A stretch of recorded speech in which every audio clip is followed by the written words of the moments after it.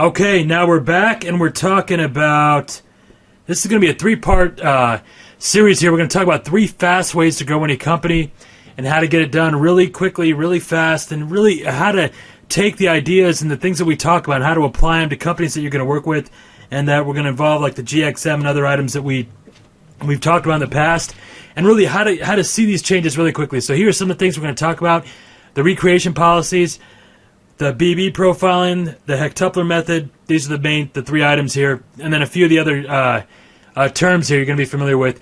And one of the first things we want, and this is going to be in 3 parts. One of the first things I want to talk about is this time collapsing issue here. As we've talked briefly about this in the past, and if you look at like a timeline of any company, let's say this is our timeline, the way people reference any time frame, whether we're looking forwards or backwards, is they use milestones. So some of these are, this could be a company, but it could be life in general. We look at, here's when this happened, here's when this happened, here's when a big event happened, and usually you place things not so much on a chronological timeline, but in between these milestones. And so when we talk about moving companies really quickly, it is possible, and hopefully this is all, this is just recapping. But a lot of times people will put limits on, that change is going to take months or that can take years to double the company or to triple the company. Everything we're going to talk about, all the examples we're going to go over have been done really quickly, and it's had a double, triple, quadruple, sextuple of business really quickly. And what I want you to keep in mind at any time is anything we talk about, we want to look at experiencing a year in a week. That's why when we talk about our weekly meetings and setting that stuff up, a lot of this, if we look at our timeline, if you set enough milestones within a short period of time, you can experience a lot of growth in a very short period of time. So it's how do you experience, and for example in life, you can do if you do crazy enough things in a short period of time, it seems like a much longer period of time. Makes sense? So you can live, and the reverse is true. If you have that monotony, it really takes time, and if you're doing the same thing over and over again, as many companies are doing, they're just farting along. 1 year becomes 2, becomes 3, becomes 10. This is how time flies by. So one of the things that we always keep in mind, and this is something that came up before, is how can you do these changes so quickly? We create a lot of milestones. So the more uncomfortable, the more crazier, as soon as an idea is brought in execution, the crazier it becomes, the more it stands out, and the more life is experienced in this short period of time. In this case, we're going to look at a week. So everything we're going to talk about, we want to push and get it done within a few days, a few hours, a week at the most. Nothing we're going to talk about should take more than a week. When we talk about a week, if you do enough in that time, you can experience, the business can experience a year in a week. This is how you take a company and you grow it more in a few days or in a few hours than they've grown it in years or even decades. They can do more in just 10 minutes than they've done in the last 10 years.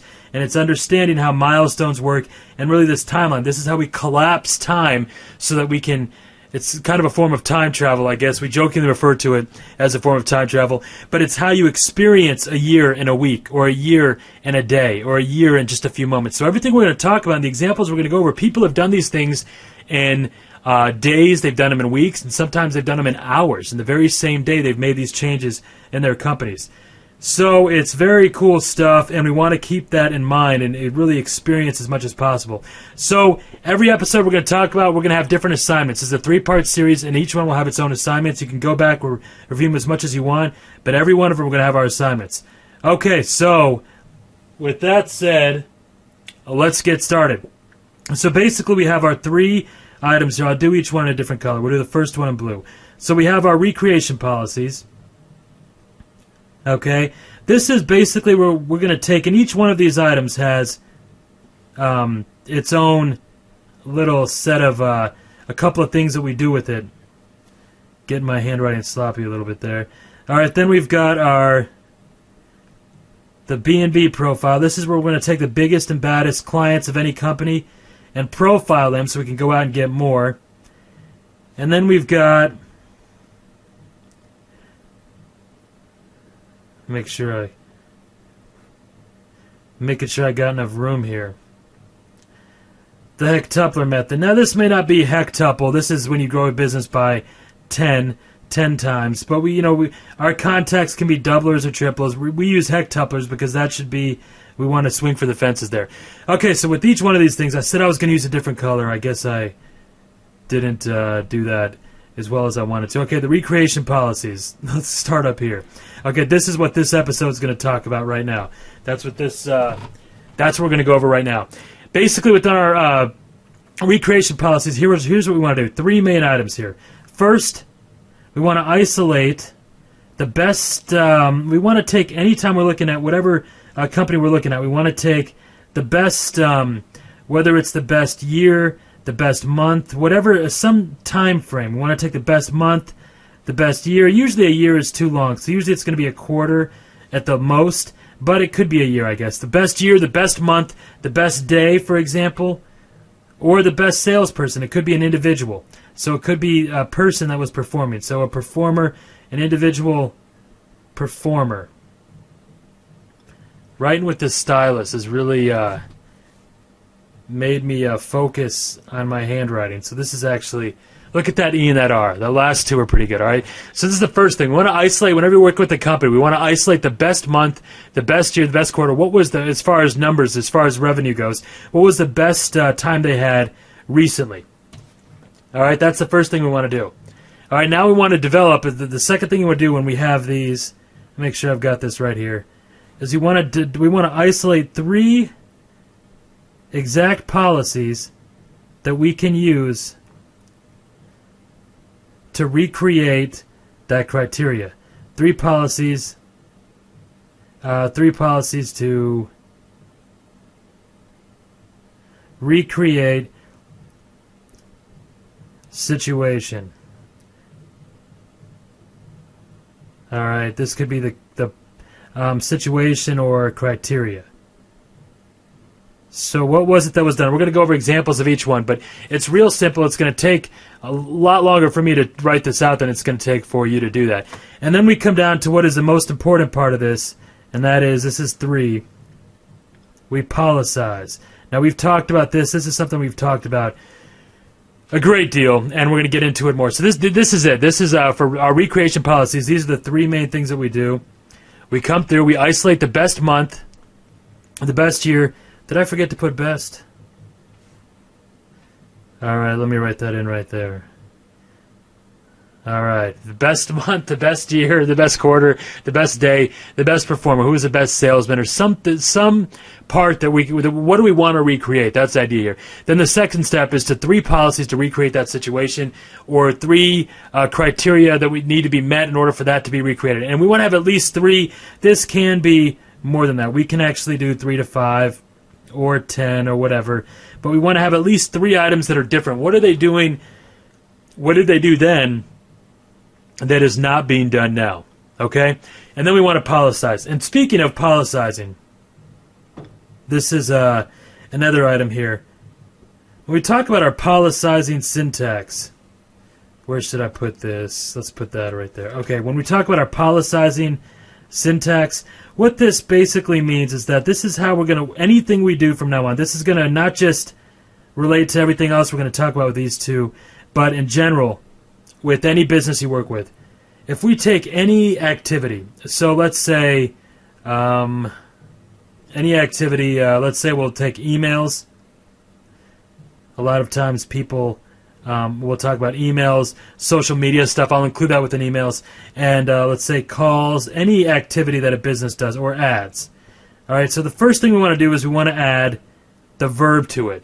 So we want to add, we're going to do a couple of things. Our policy, this is how our sentences should be structured, all right?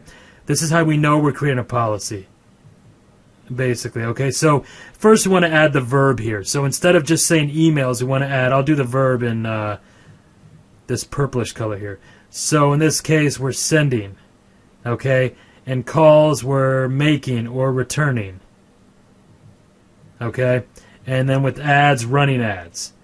Okay, so now what we've done is we're taking anything, any item or any activity, and we're adding this verb to it. Okay, so now we're sending emails, making calls or interviews, running ads. So this is already moving us better to more an activity. We really want to make sure the point of doing that first part that we just did, is that we end up with an actual verb. That's an important distinction, because when people say they have problems or they're not getting the kind of response they want, the kind of compliance, we want to know specifically what is it, what is the activity that we're having a challenge with. Then we come through and we have, we'll use green for this, we have a prefix and a suffix, okay? So in this case, how do I want to do this? Okay. This is our prefix. We're going to do this in green. And we have a suffix. Our prefix is going to be how many. It's going to be a both of these are going to be a number. And this is going to be how many. Alright? And then we have our suffix. We'll do this in orange. That looks good. Our suffix goes at the end. And this is going to be our suffix. This prefix and suffix, we really want to go from the ground up so that you understand. We've already talked about some of this policizing, like with the Triforce drill. But this way you'll know exactly what we're talking about when we're talking about policizing and how that sentence should be structured. So now the suffix is going to be a number as well, or a time frame. And this is going to be frequency. Alright, how often, basically. That'll be shorter to write. Well, not really. I guess I could do frequency there, too. Trying to save space. Frequency, okay. So, in other words, when we're done with all of this, this is kind of our syntax. That's it, basically. Let's take sending emails, for example. We want to add a number to it. We want to say 9 emails every day. Okay? Making calls. 13 calls made or whatever, 13 interviews done, or 13 calls returned every day. Okay, running ads. 14 ads run every day. The verb can actually be either side. In this case, since we're using the number, the verb would be on the other side of the actual action. So 9 emails sent every day. 14 calls made or calls returned every day. Makes sense? So an example of a policized, trying to be very cute with my colors here and very effective. So we'd say, for example, as a policy, 14 emails sent. Is that coming in through? Yeah, 14 emails sent every day. And you need to make sure that everything you write is equally as aesthetically pleasing is exactly what I have down there. So that's an example there. This is when we know that we're creating policies here, because now we have a measurable gauge on what we can use. And I got green. I don't know. It's coming up okay though, right? You guys can see that, right? I guess I should pull up that box again. Okay, so 14 emails sent every day. So we have here. This is any action we have. We need to have a verb so that there's something that's actually being done. Then we have our prefix of how many, our suffix of how often. Let's say that's not really a time frame. So another example would be every 2 days. Make sense? So then, instead of every day, 14 emails sent every 2 days. 7 emails sent every day. Or every week, there's 9 interviews done. 9 interviews done. 9 interviews completed, 9 offers accepted, whatever, every 4 days, or every week, or every 7 days. Makes sense? Then our magic words, we've talked about this again and again and again. I'll use this in big black text here. This is from now on. Alright? These are the magic words that we use, because this is how you're basically making it clear that from now on, this is what happens. From now on, this is how that company is run. Make sense? So when we talk about policizing or creating policies, this is the exact syntax that we want to have. Thinking of new home builders, right? This is exactly how we want our words, our measurement, everything in our company to run. We have exactly the numbers sent out, and we know from now on, this is to be done every day, every week. Make sense? So when we come back here to our, let's pull this up right here, we talk about isolating the 3 policies that need to be to recreate the situations.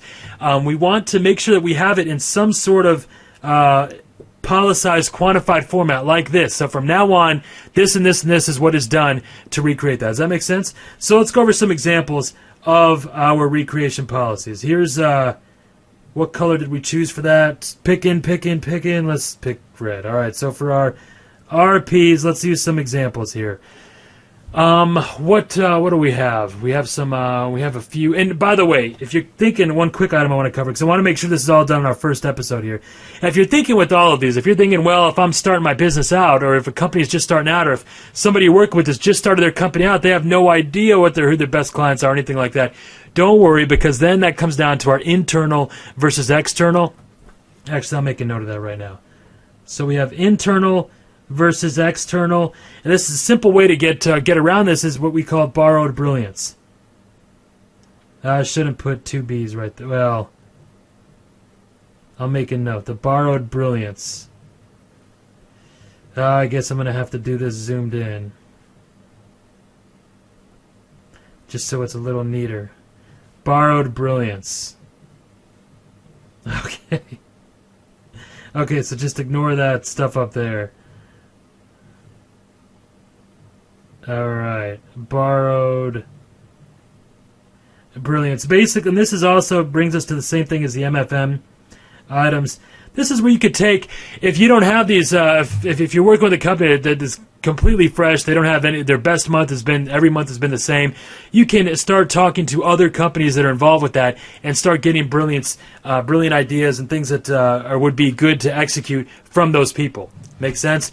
And I know we're going over this more than just the recreation policies here so that we can, in the future, refer back to that. So you can do interviews. There's a lot of different ways. We've talked about this in the past, depending on which episodes we went through. We'll talk about this more in the future.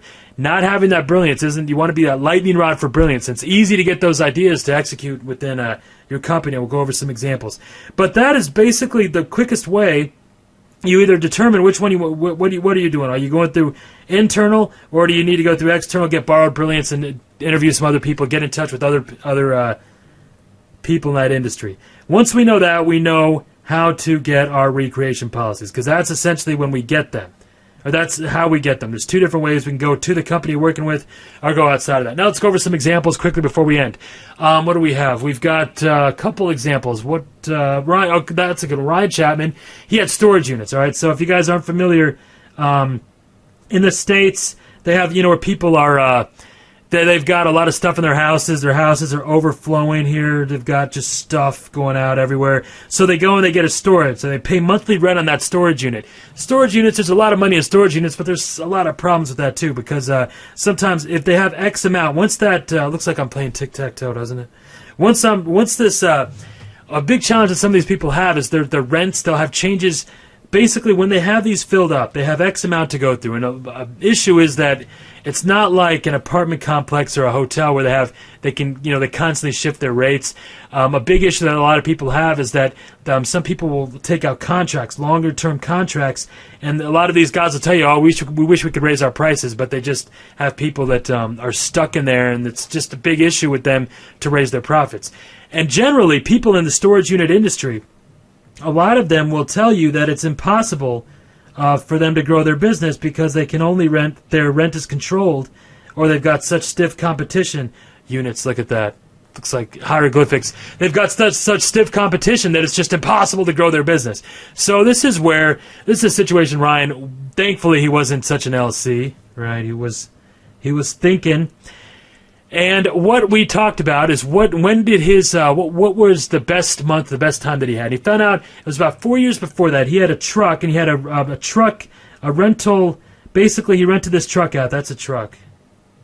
T for truck. And he used to rent this truck out. They had a truck that they used to carry stuff in and out, and he used to rent that truck out. And that was the best. He found the policy that he had, it was kind of an informal policy, was when he used to take that truck and he used to rent that truck out to different some of his clients so they could take and move stuff that they had.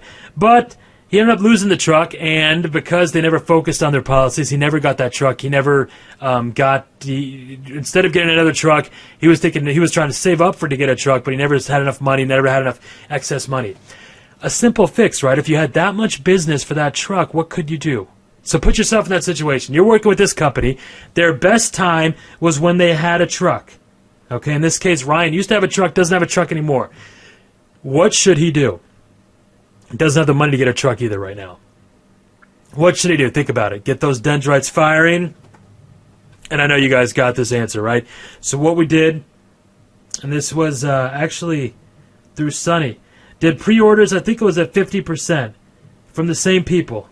I circled the percentage, yes, instead of 50 to let you know it was just a percentage. Okay, it should have been the whole 50. All right, so what he did is he went back to the same clients and said, listen, I'm planning on getting a truck. Took the money that was raised from the 50%, and that financed the first a rental, and then eventually, wow, that got a little crazy. I'll go much slower.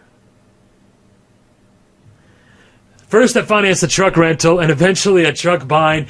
Basically what happened here, he went to his clients because he knew there was a big demand for it, and got the pre-orders for the 50%, I think it was around 50%, took that money and started first renting trucks regularly, then he ended up buying trucks, and this whole business of the truck rental industry, within 90 days they had 4 trucks. In 90 days, they had 4 trucks.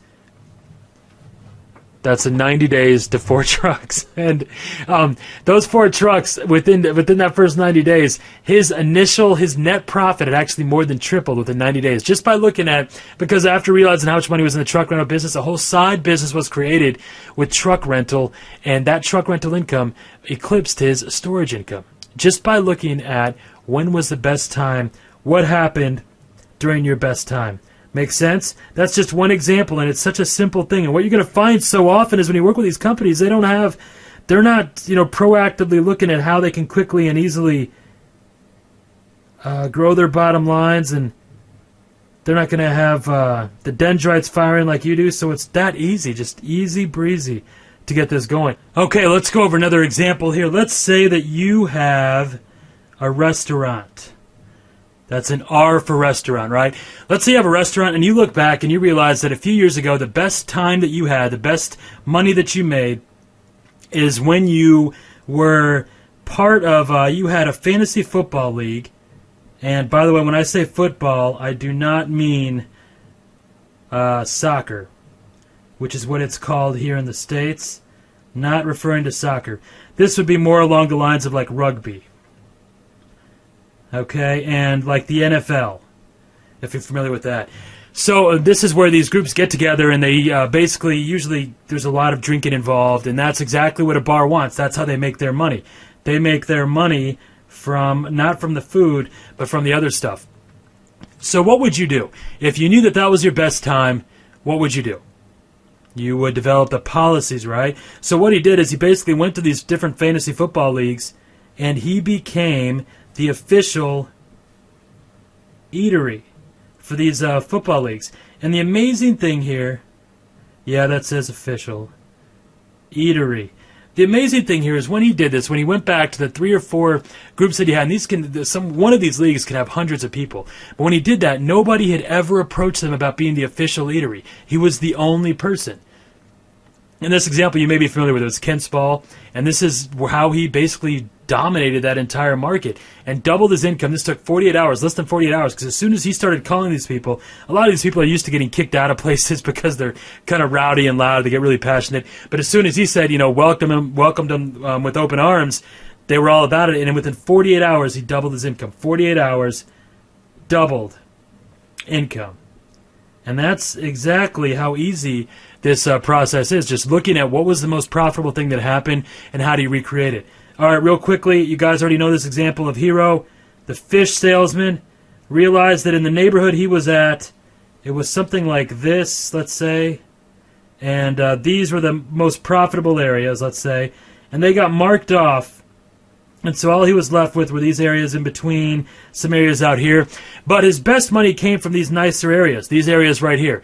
But it was actually government, the state, the police actually came in, and they weren't allowing solicitors to go in those areas anymore. And this lasted for 7 years. For 7 years, his business suffered. For 7 years. But by looking at these recreation policies, that's years, right? By looking at these recreation policies, he went back and talked to these officials and offered them a cut. It's a real simple process. Why don't I just give you a cut and I'll go back into these areas? And just like that, he was back open in business in all the areas. Check and check. And that's it. And if you look at when we talk in each of these examples, by the way, we are using these, even if I'm not necessarily saying it. This is how we change those things. This is how that company runs. So, for example, if you want those fantasy football people, you contact 8 fantasy. You call, you get in touch with, however you're going to do it, 8 fantasy football leagues every single day. And from now on, that's what's done in that company. If you want to get the cops back on your payroll and bribe them or whatever you want to do, 9 cops every day, 9 cops every 2 days. So every week you should have compliance from 14 police officers or whatever. Does that make sense? These policies get executed and implemented in these companies, and then miracles happen. Okay, so let's recap. This all makes sense. Hopefully the syntax and exactly how to do all this stuff really quickly. These are the exact phrases and the exact type of dialogue that we want to use in our conversations. Dialogue. Writing with this thing is such a learning experience. This is exactly how we want to get that done. We just covered our first item here, the recreation policies. Now let's talk about the assignment. Okay, so for part 1, here's what you're going to do. Okay, for 1, all right, we're going to use our RP. We're going to use a 3x1. If you're not familiar with that, which I know you already are, right, it's when we have our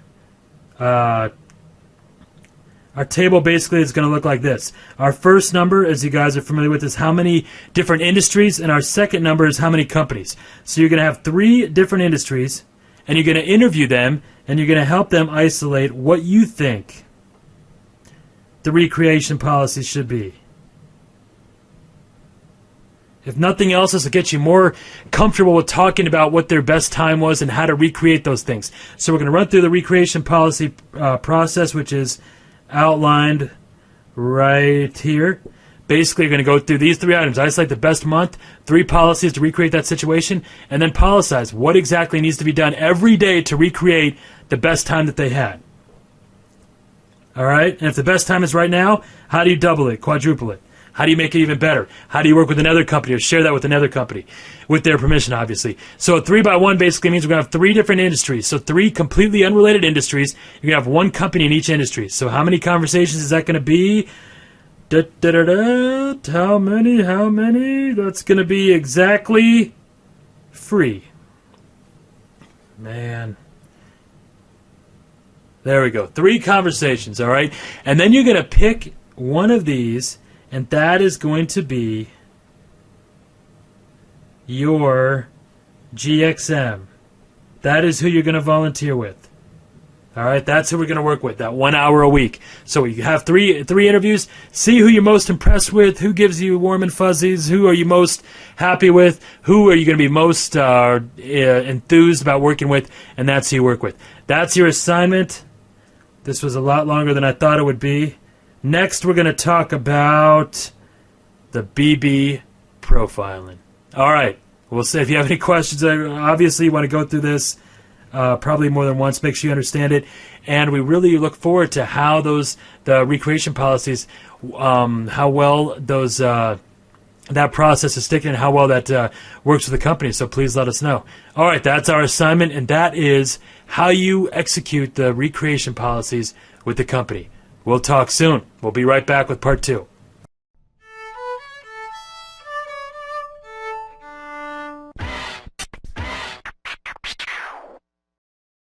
And we're back. Now we're going to go over part 2. And that is where we talk about I want to make sure we're on the same page. Let's do this in we will do this in light blue. All right, the BB profiling. All right, this is basically what we're going to take. There's 3 parts to this, okay? This is, again, just as simple as the other ones. Very quick, very easy. All right, so we want to take the best, the biggest and baddest clients. That's what our B&B, the biggest and baddest clients. And we're using bad as the slang version, meaning good. The biggest and baddest clients, transactions, whatever. And this could be anything. It could be based on who, when we use the T, it's always for transactions. The biggest and baddest clients, who are the most enjoyable? Who do these people like the most? All right, we want to take that. It's usually going to be, if we look at like our 80-20 rule, you know, like where this percentage of the sales represents that 20% or that 10% or that 5%, which is often referred to as a 95-5, meaning that 95 of all the profits of a company, 95% come from 5% of the clients. That 5%, that tiny sliver, that top, if you look at that, the best, most ideal clients, these are the people we want to focus on. So we want to look at those people, number one, and that alone is going to give us tremendous insight into these companies, right? It's going to be a very cool process. When you start hearing the same thing from different people in different industries, it gets really, it's a great education. Then we want to find 3 to 5 commonalities. All right, 3 to 5 commonalities. What do these people have in common? So this could be anything, and this really leads us to common traits. Okay. This leads us to a couple of items here. We have demographics. And demographics are things like usually more tangible things like income or lifestyle. Or, I'm sorry, not lifestyle, like income, race, gender, where they live, things like that. Then we have the psychographics, and we've talked about this before. This is more like personality-based things. You guys probably want the spelling on that, so I'll write this neater. Psychographics. This is more like what they call the interest, opinions, and attitudes. What are these people into? Are they more concerned about the environment? Are they, what are their lifestyle choices? Are they healthy eaters, calorie counters? And there's also what's called firmographics. Firm, O, and then graphics. This is basically the same thing as graphic. All right, firmographics. This is the same thing as demographics, except this refers to companies or groups or organizations. And by the way, everything we're talking about works just as well with groups as organizations. I should probably make a note of that somewhere here. This is all with groups and organizations. Groups as well. Organizations. I guess that's kind of the same thing. So companies as well. Doesn't really matter. Companies and business folks. All right, so it's basically going to be the same thing. It doesn't matter what we're talking about. But if it's B2B, where it's business to business, this is where firmographics is going to come into play. So 3 to 5 common traits of those people. And then what's our magic word? What do we always do with everything? Starts with a P. We've talked about this again and again. What are we always going to do? Policize, right? So here we want to develop 3 policies to find more.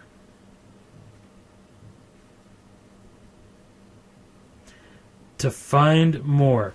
To find more people like this. All right, so we find 3 to 5 common traits, then 3 policies to find more. Make sense? And by the way, everything we're talking about, when we talk about B2B, I'll make a quick note of this right here on this page. When we talk about like B to B, this is business to business. Then we have B to C. This is like consumers, business to consumer. And then B to G, like business to government. They're all, it doesn't really matter. This is all interchangeable. It's the same process that we work with any type of company that we're talking about, right? Okay, so now that we've got that, let's go over, let me do this in a darker blue. Okay, this should be a better blue. All right. BB profiling. All right, let's go over some examples. So hopefully this is that makes sense, right? It's very simple. The more you do this, the easier this will become. We find out who the biggest and baddest clients are, 3 to 5 common traits, and 3 policies to find more. Let's see, what would you do in a situation where, let me think. Let's say that we have an insurance agent, okay? An insurance agent and he finds out that his best people are newly married and expecting couples, all right? People who are expecting a child. So people who just got married, all right, and people who are expecting a kid, plus one, I guess. Okay, so these are the two groups that are his best people. How would you get in touch with them? Okay, and this was actually it was a partnership, Ben and Lucy Micah, if you remember that example. What would you do? If those are the best people, the people that we've, after doing just a little bit of research, which is really simple to do, by the way, a lot of companies will know this. It's one of the few things people will know off the top of their heads, who the biggest and baddest clients are. So if those were your people, how would you find more? All right, aside from the policizing, what would you actually do? In this case, what they did was very simple. They went, and we've had a lot of people target this group. They went and found magazine subscribers, the appropriate magazine subscribers in their area. All right, you can actually go and buy from magazines like Prevention or Expecting Mother or Expecting Family or marriage magazines. You can buy a list of those people buy a list of those people in whatever area you want. And that's exactly what he did. It took the same marketing, same everything they're doing. They just focused it on people that were subscribing to magazines for people who were about to get married or just got married and people who were expecting kids. This simple trick alone, they took the same budget that they had. They did not change their budget, right? There was no change. Remember our delta? There was no change in the budget. And this exact same thing had a 4 times, and it was, what was it? 65 days, I think it was. 4 times as much money in 65 days. Just by changing who they were targeting, just by looking at who their best people were. And it was that simple. Makes sense? That's just one example. And a lot of times what you're going to find is a lot of people are in this category where all they need is just a little bit of refocusing of their marketing. So whatever money they're spending, they're going this way, and they're getting in touch with X amount of people. But when they know that this is the pocket that they really want, they can take that same money and focus it with white-hot intensity on that tiny group. And they can see, if you're targeting, for example, if you're sending out 10 pieces of mail, or let's say you're hitting everybody here one time, right? Well, with that same money, you can go after these people 10 times. You get what I'm saying? So you can get much more focused, and you get your better clients coming to you much quicker and much easier. So that's one example. There's several more. I don't know how many more we need to. As I'm doing this, you guys should be thinking about how you're going to apply this and how exactly get those dendrites firing. How simple this is to do. We have James. James. This is one of my favorite examples. James and Casey Oman. They were apartment complex. They had an apartment complex. This is exactly what it looked like. All right, this is an apartment complex.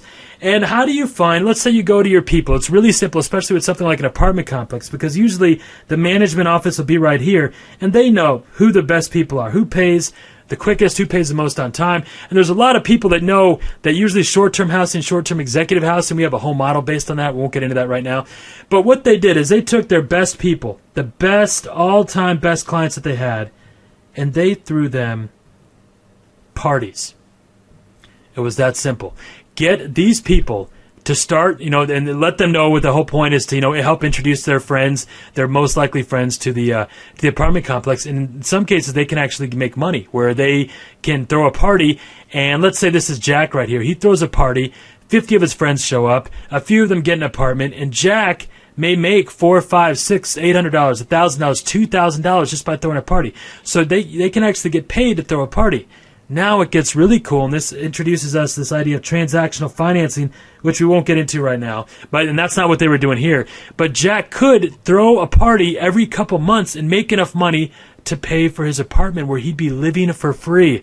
How cool is that? That's not what they did. It's just a quick side note. But basically, they took this apartment complex owner, and they took their best people and threw parties for them.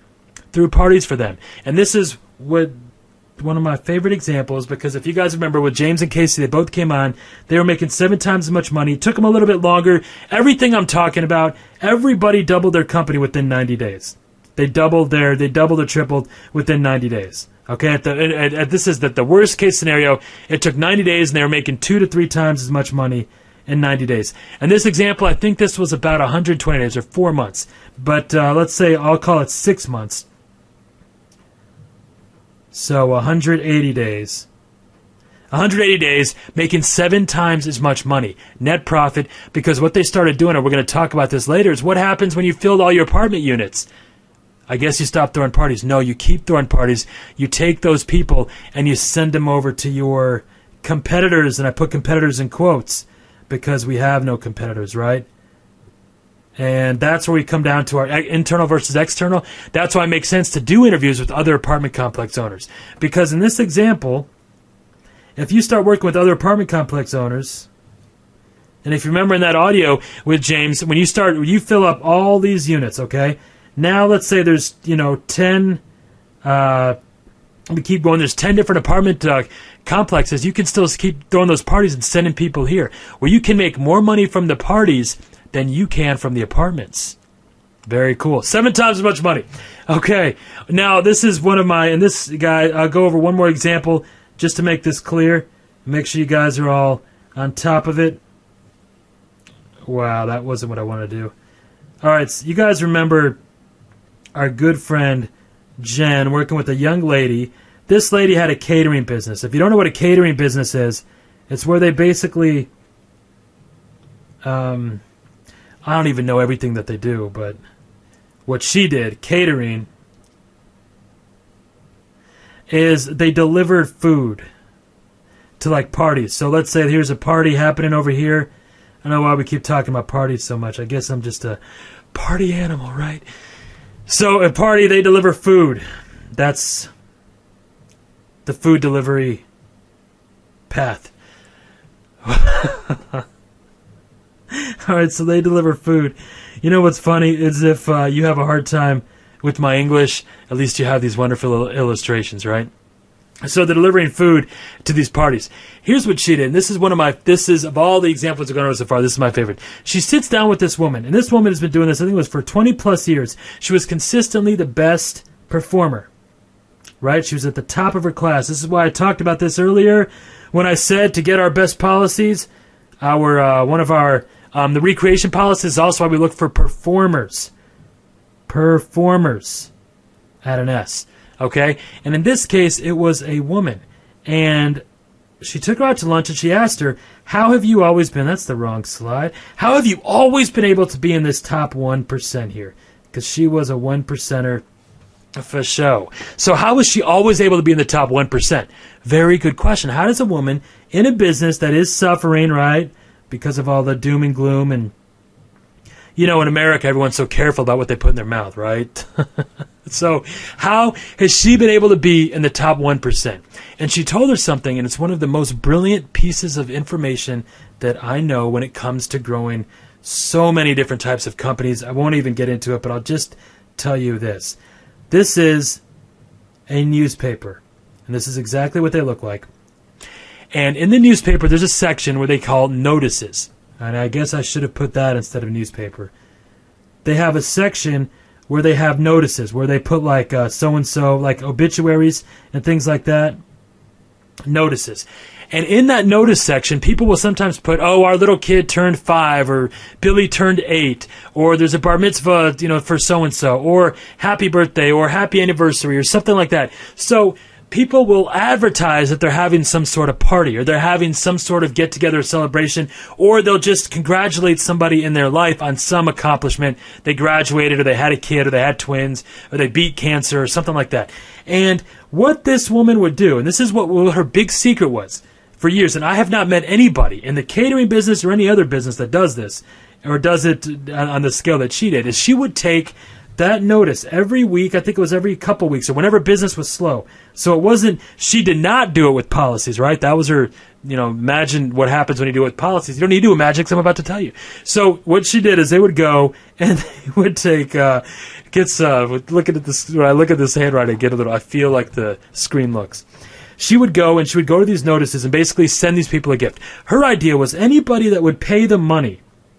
Okay, if you're going to pay the money to tell everybody about a party, or to tell everybody about an accomplishment, you definitely want to have a party. And what kind of party are you going to have? A small party or a big party? A pretty big party, right? You're probably not a penny pincher. generally, right? And you're probably definitely going to want that catered. So what this woman would do, how she got here, is she would, every time that would happen, or anytime she needed business, she would send these people a thank you card or a flower or something, here's a flower pot.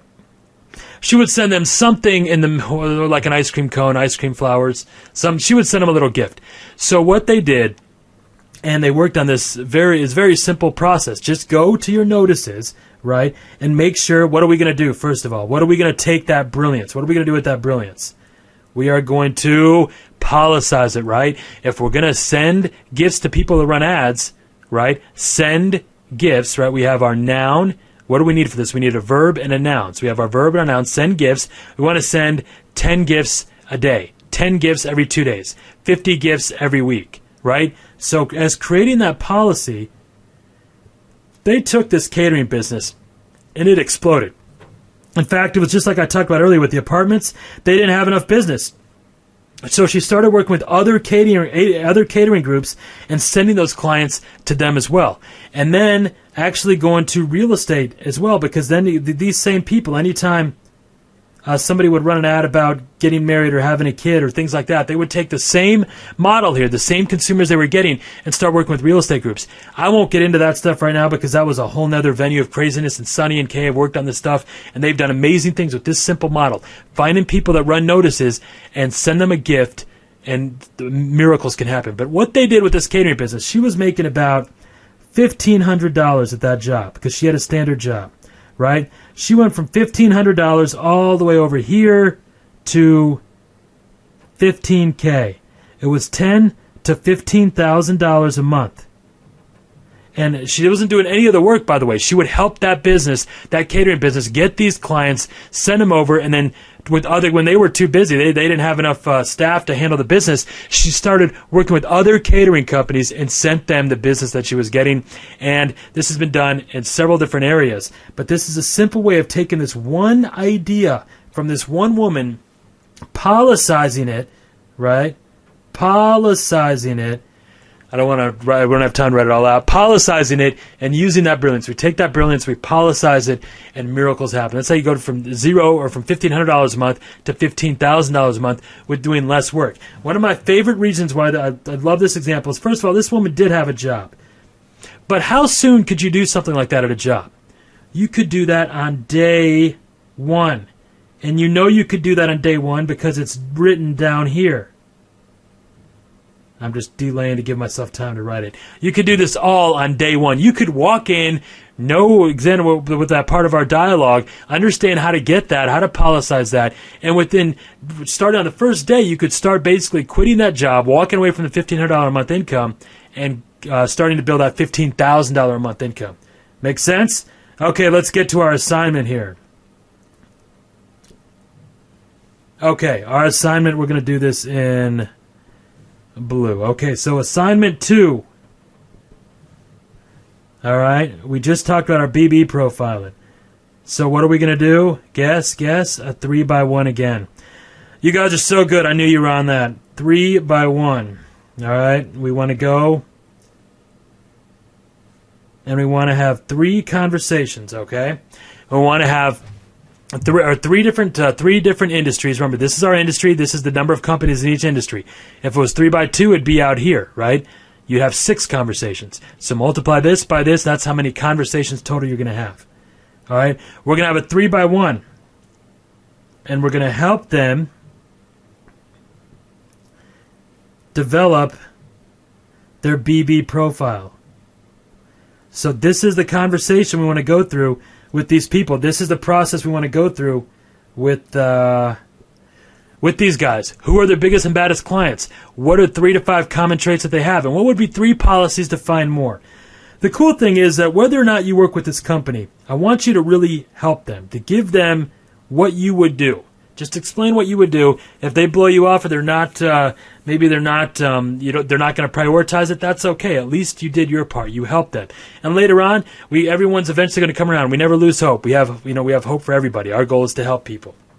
But help them help themselves, and they'll come around. Right? You're going to do so incredibly well I'm just going to be blown away, and so are they, right? So we're going to have 3 conversations, and then what are we going to do? What are we going to do? Guess, guess, guess. You got it. You're so good. You're like a little mind readers. One of them is going to be the GXM guy or gal, right, that you're going to work with. Make sense? So we're going to do 3 by 1. You're going to help them develop that BB profile, and then one of them is going to be your GXM candidate. How many different, we had 3, this is a 3-part series. How many parts have we gone through? This takes calculus, right? No, it doesn't. We had 3, this is our 3-part series. We've gone over the recreation policies. Boom, done. We've gone over the BB profile, and we just did it. Boom, done. Now we've got the Hecht method. That's going to be next. But we're coming back to our assignment. This is the assignment now. Help them put that BB profile in place. Let us know how it goes. And we'll see you back here for the 3rd and final part.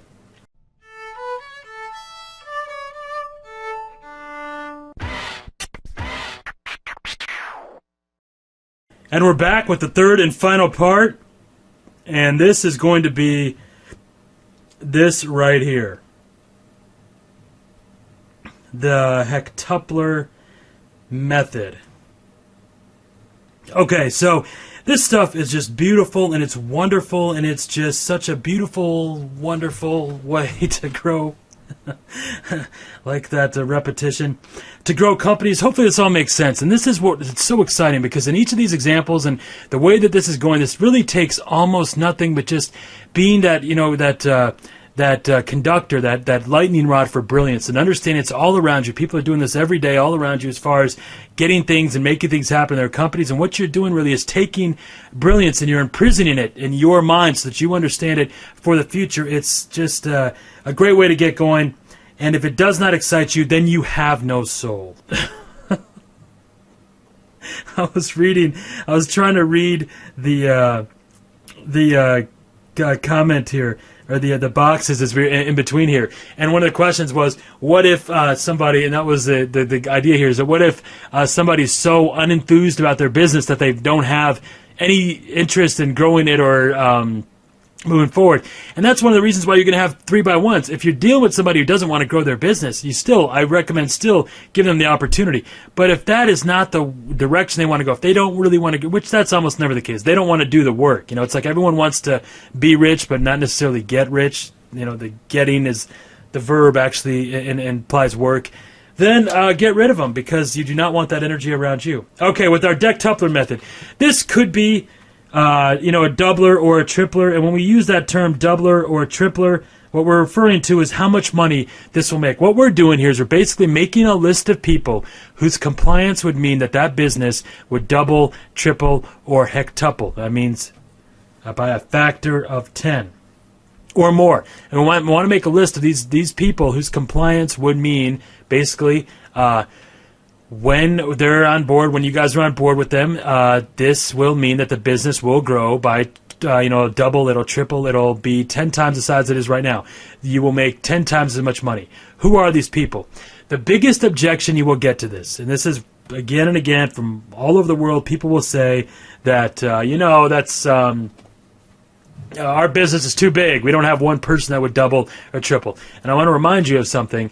A couple of summers ago, a guy from Omaha pledged $30 billion to his friend. And his friend was Bill Gates.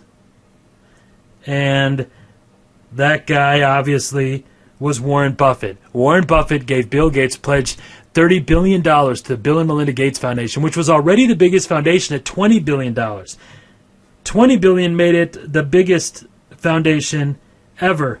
$30 billion more than doubled it. So one person's compliance more than doubled his organization. I think it's fair to say that it's equally as potent for each of us, right?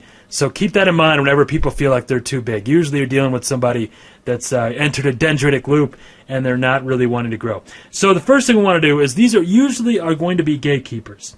Okay? And that's one of the reasons that we went over this last.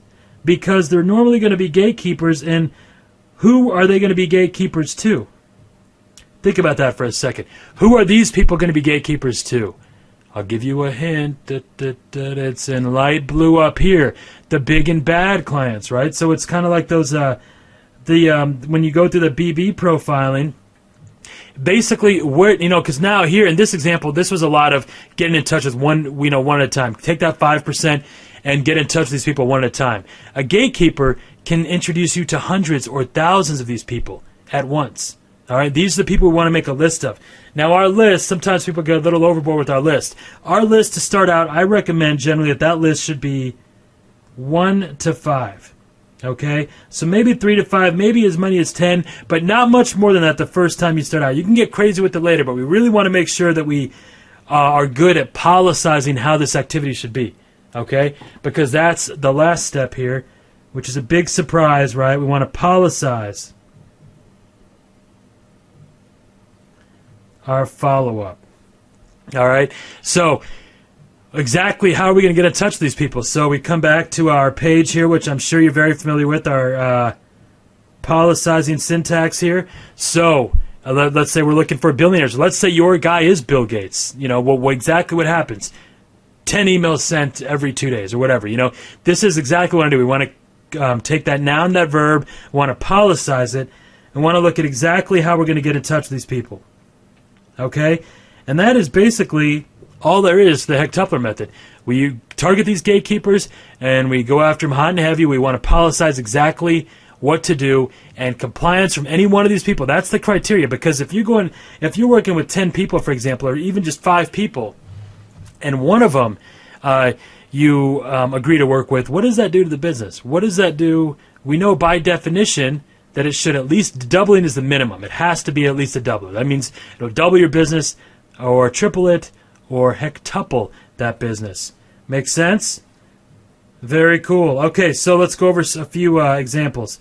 What color? It's always my my biggest challenge of the day. What color should I use? How's orange look? Does that come up well? Yeah, not so well. How about green? Okay. Z. Hecht-Tupler. Okay. When I try to fix it, it usually gets crazier looking. Okay. The Hecht-Tupler. Okay, and I just want you to think about any business you think that you're considering working with. Think about this. Who are the people that, just get an idea in your own head before going into it. What exactly would you want to accomplish, or who would you want to get in touch with? Who would easily double, triple that business, okay? So we have a few examples. One of them is our comedy club, right? These are people having a blast. Let's say this is 100 people having a blast. Our comedy club, John and Mark Prop, they found that their best people were their best comedians, their best acts also had large MySpace followings.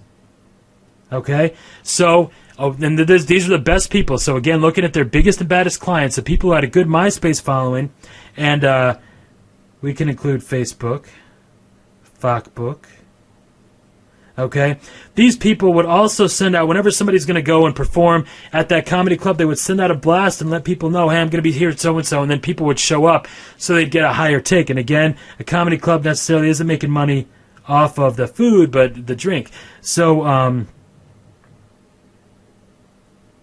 there's the drinks. And this is what they wanted. They want to get more people who had MySpace and Facebook accounts, more comedians. Now, think about how they would do that with the BB profiling. You could get in touch with them one at a time. You could just get get an idea. And that's usually a good way to test what kind of headlines, what kind of compliance, what kind of dialogue is best for those, what's most important to those people. A few interviews will get you that. But now, what they did is they went basically with the same exact approach, except when they talked to managers. Well, that's not what I want to do. All right. There we go. Okay.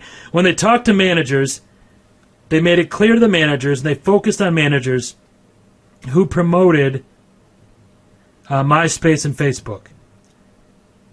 And specifically at this time, it was MySpace. All right. So basically, they want to get acts that are very heavily involved with MySpace. Just doing that alone, by making sure that each of their acts, each of the people they work with, and they told the managers, the booking agents, that we want people with MySpace. Just by making that simple change, they had 4 times as many people, and they did this within 1 week. Within 7 days, they had 4 times the attendance. All right, 4 times the audience, I should say.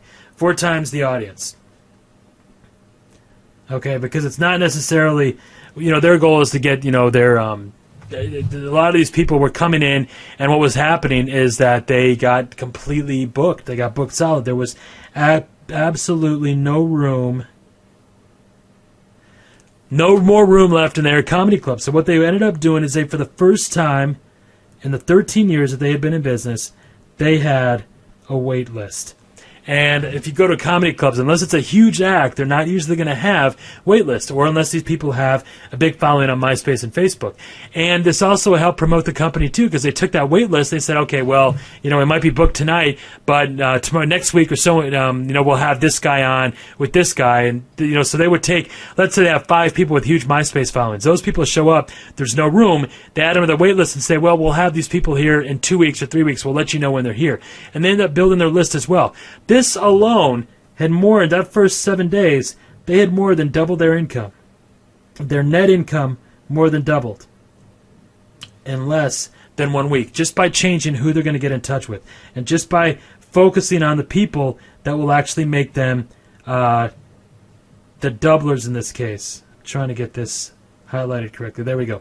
Just by focusing on the doublers in this case, that's all it took, and they had doubled their income in less than 7 days. And this, I could keep going with that, because what they ended up doing over 90 days was pretty amazing. They ended up taking that same model, moving to other clubs, and actually they had built Terminators over $100,000 a month just with that model of working with people with MySpace and Facebook followings. They developed a whole formula around that. This is John and Mark Prop. You've heard part of their audio.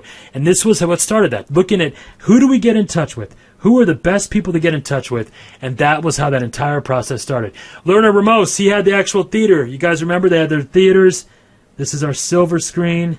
Here's the audience. Found out that the biggest people, the biggest spenders, the biggest, most profitable items were when churches had private showings. Now, instead of going after churches 1 or 2 at a time, they targeted churches with 5 to 10,000 members in their congregation. Any one of those people would double or triple that business, right?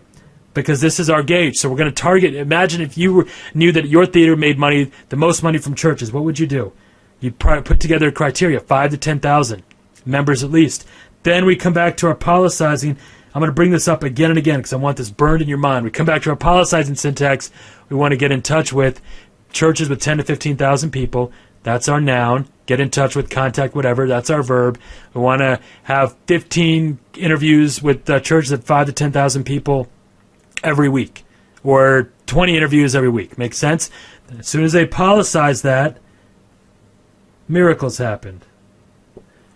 Back here. Okay. So 5 to 10,000 people, their net income went from just a few $100s. Okay, from a few $100s to over $16,000. Now, what does that do if you own a theater and all of a sudden you start netting an extra $16,000 a month without playing any of the Hollywood or any of the blockbuster movies? Just by playing these small movies that nobody's ever heard about with churches. 16 grand a month, an extra 16 grand a month, just by looking at, just by contacting people in that group. Make sense? Okay. One of the other, this is an example that's more closer to home with some of you. Education software. If you guys remember, I had brought them on. Dean Beckett actually took the same educational software, and they found that the best clients that they had, the best colleges, the best people that were, this was software that was helping people with test scores. They found the best people that they were working with were all alumni. They were companies that were run with alumni from the actual... Okay, we've got the... Okay, they were alumni run, basically.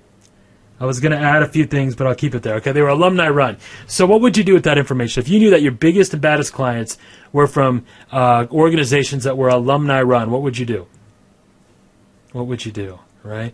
Here's what they did. Made a quick list All right, in this case, they made I think it was actually 6 people of the best, absolute best colleges and places they want to get into, right?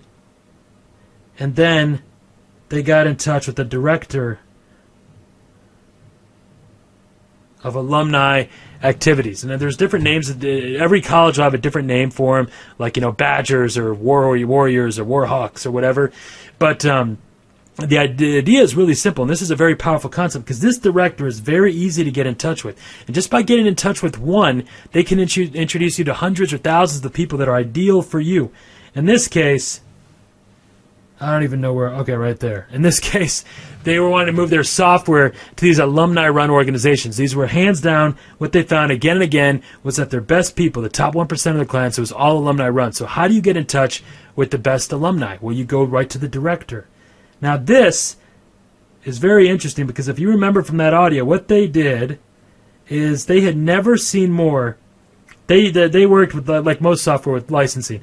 They had their best month ever was 250 licenses, right? When they had done this, in the first 60 days, they had over, if you remember this, 6,000 licenses. For the first time, they had to get a full staff. They had 10 to 15 people working these accounts constantly, just by focusing on getting in touch with the director of alumni activity. All right? Does that all make sense? Okay, so this should make sense. All we're doing is we're making our quick list here, right, of who the big and bad people are that we want to contact. Who are our people? Then we policize the activity. And it's that simple. How do we get in touch with them? Compliance from one of them. It's like a domino effect, right? We trigger one and the rest of them fall. It's like the domino effect. So I want to make a list here of what any business that you've worked with or any business maybe you've had a job at or anywhere. Who is that one person? Who is that one person? What do they have in common? Make a list of 2 or 3 people just like them. Then we add our policies to it, right? Very important. And then it's lights out. Okay, so assignment time. This is assignment 3. Okay, what are we going to do? 3 by 1, very good. One more time, just for the people in the back. 3 by 1, what does that mean? How many conversations is that going to be? That's going to be 3 conversations, right? 3 conversations. And what does one of them turn into?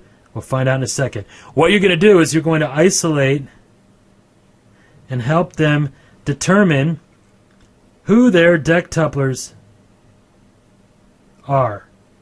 Okay? And then the policies to get in touch with them. So all we're going to do is take this same stuff over here, right? Our 3 items here.